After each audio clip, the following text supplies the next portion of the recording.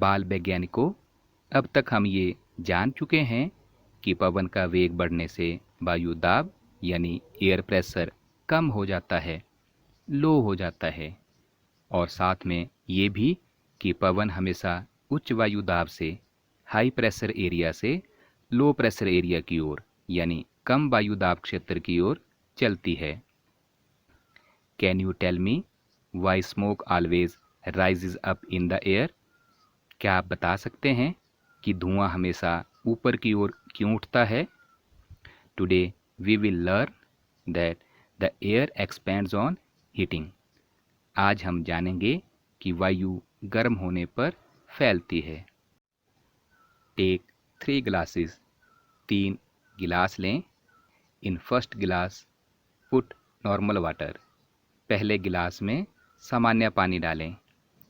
In second गिलास put hot water, दूसरे गिलास में गर्म पानी डालें।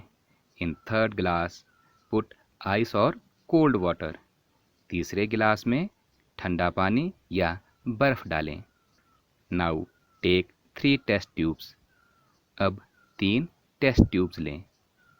And stretch balloon tightly over the neck of the test tube, और इनके मुंह के ऊपर 3 गुब्बारे लगा दें। Insert the test tubes with balloon in all the 3 glasses. तीनों टेस्ट ट्यूब्स को गुब्बारों सहित तीनों गिलास में डाल दें।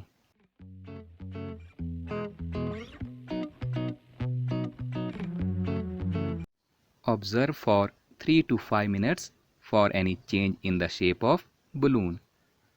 3 से 5 मिनट तक अवलोकन करें कि गुब्बारे के आकार में कोई परिवर्तन तो नहीं आया।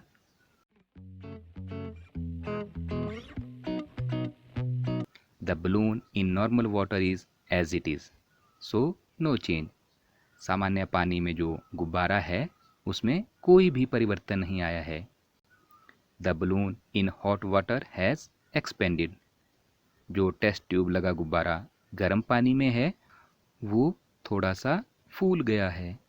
And balloon in cold ice water has स्क्यूज्ड।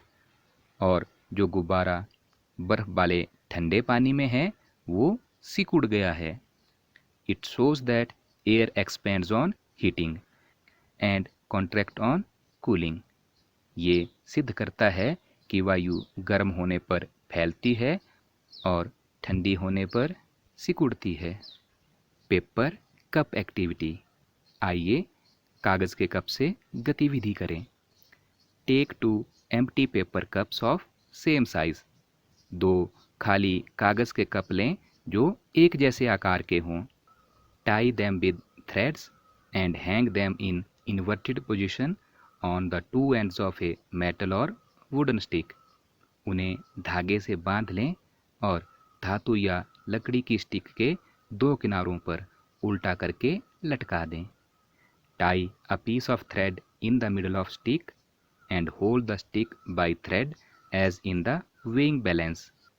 Stick के बिल्कुल बीचों बीच एक धागा बांध लें और उसे इस तरह से लटका लें जिस तरह से हम तराजू को लटकाते हैं, जैसे वजन तोलते हैं। Now put a burning candle below these cups, turn by turn and observe carefully. अब एक जलती हुई मोमबत्ती कप के नीचे रखें, कभी एक कप के कभी दूसरे कप के, और ध्यानपूर्वक अवलोकन करें। आप देख रहे हैं जिस कप के नीचे कैंडल को रख रहे हैं वह ऊपर उठ रहा है और दूसरा कप नीचे झुक रहा है। It shows that the warm air rises up. As the warm air rises up it pushes the bag above the candle.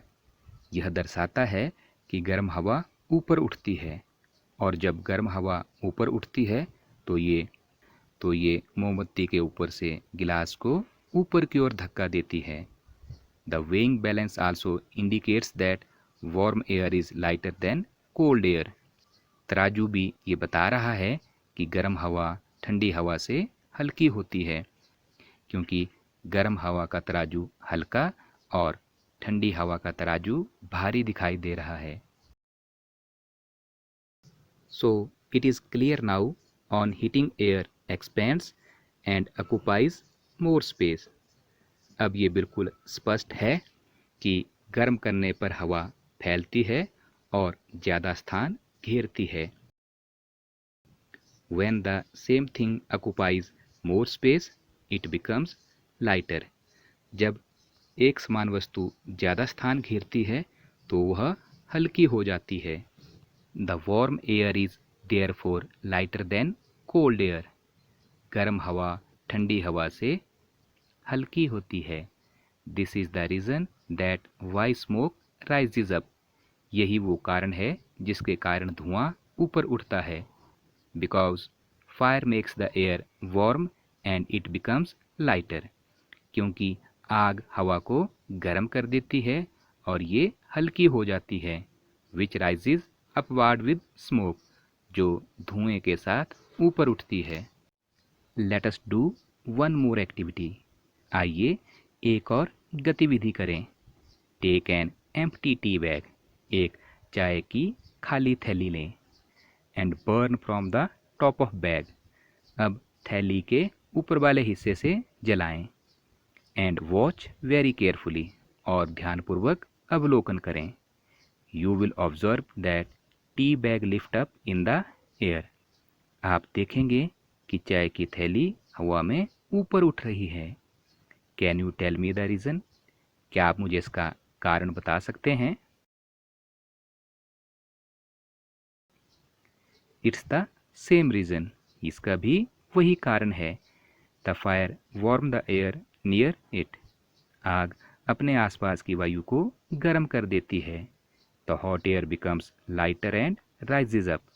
गर्म हवा हल्की हो जाती है और ऊपर उठती है। And take the burning tea bag with it. और अपने साथ जलते हुए चाय की थैली को ले जाती है। जलने से चाय की थैली का वजन भी कम हो गया है।